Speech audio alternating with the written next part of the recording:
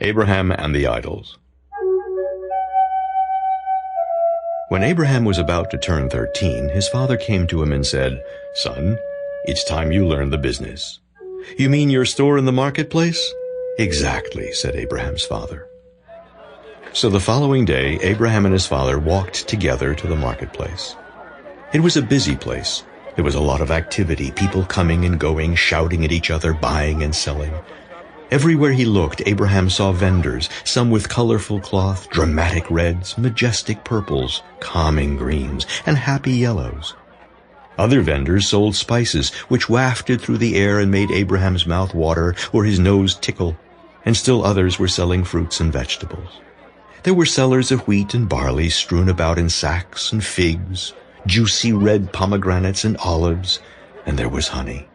But what Abraham loved most was the place where the skinny man with barely a stitch of clothing on him, playing this small reed.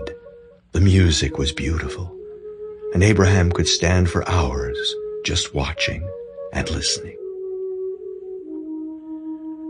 Where did the music come from, he once asked himself. From the reed, Abraham thought.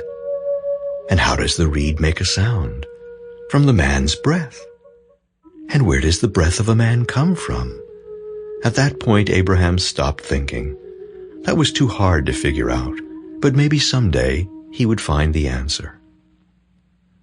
Today, Abraham could not stand in front of the music man with the reed, and he couldn't feel the colorful cloth between his fingers or smell the spices. Today, he had to go with his father to the place where unusual items were sold.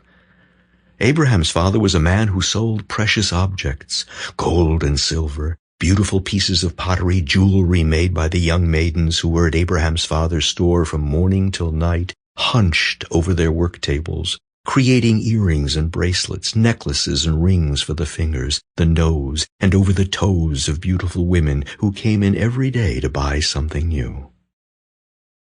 Abraham's father's store was different from the others.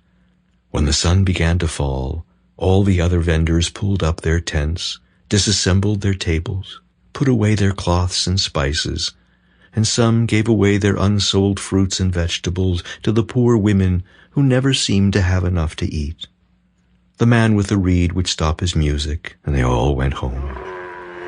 Then the marketplace was empty and very quiet. From a distance, you could hear a dog bark or a camel shriek, but otherwise, all was quiet. But Abraham's father's store was never torn down. It was not a tent, but a stone house with a... Sample complete. Ready to continue?